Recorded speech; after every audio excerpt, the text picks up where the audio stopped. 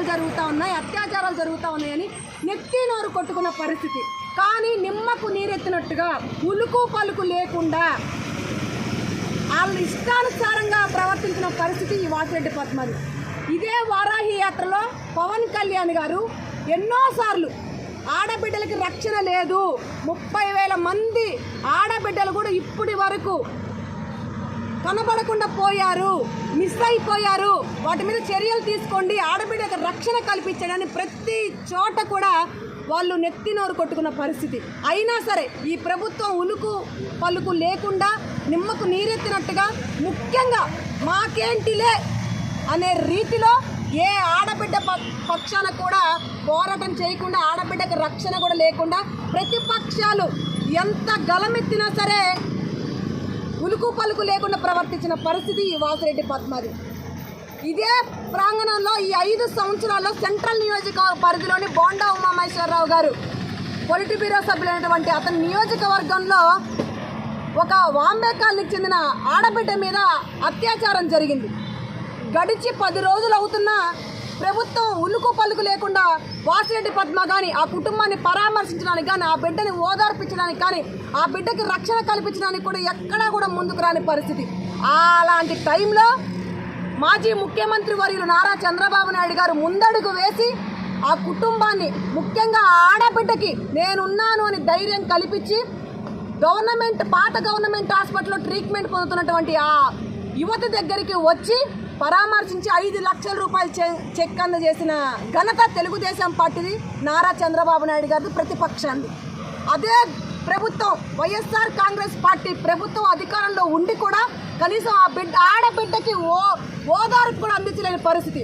చంద్రబాబు నాయుడు గారు వచ్చారని హుట్టాహుట్టిగా అక్కడికి వచ్చి చంద్రబాబు నాయుడు గారు ఉన్నారని కూడా తెలిసి కూడా గబాగబా పరిగెత్తుకుంటూ వస్తుంటే ప్రతిపక్ష నేతలుగా 10 రోజులు అవుతున్న స్పందించిన వాళ్ళు ఈ రోజు చంద్రబాబు నాయుడు గారు వచ్చారని తెలిసి మేము గో బ్యాక్ వాసిరెడ్డి పద్మ గారు అని మేము అరవడం జరిగింది.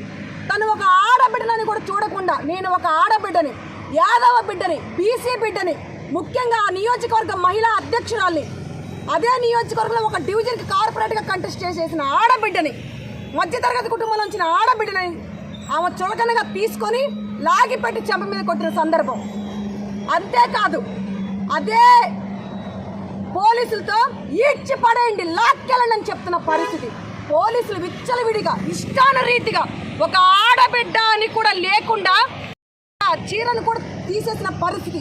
ఇదే నారా చంద్రబాబు నాయుడు గారు 3వ అంతస్తులో వెళ్తా నన్ను అతను ఎంబడి పెట్టుకొని తీసుకెళ్తే ఊడిపోయిన చీరంతా కూడా అదే లిఫ్ట్లో నారా చంద్రబాబు నాయుడు గారు ఉన్నటువంటి లిఫ్ట్లో కట్టుకొని వెళ్ళిన పరిస్థితి.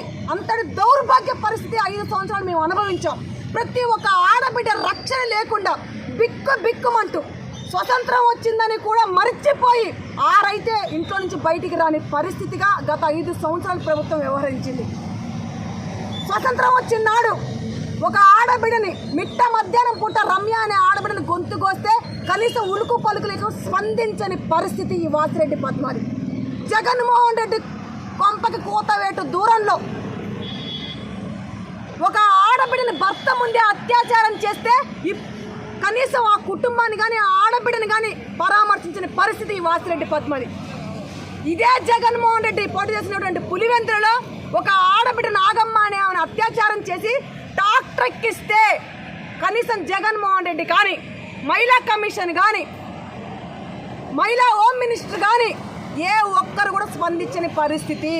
పసిబిడ్డల దగ్గర నుంచి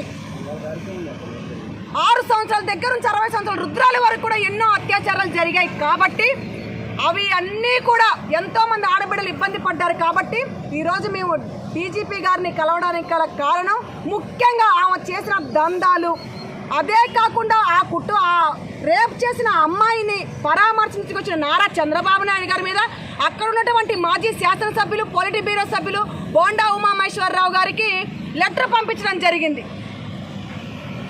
ఇది ఎంతవరకు కరెక్ట్ అని ఈరోజు నేను వాసిరెడ్డి పద్మని అడుగుతా ఉన్నాను.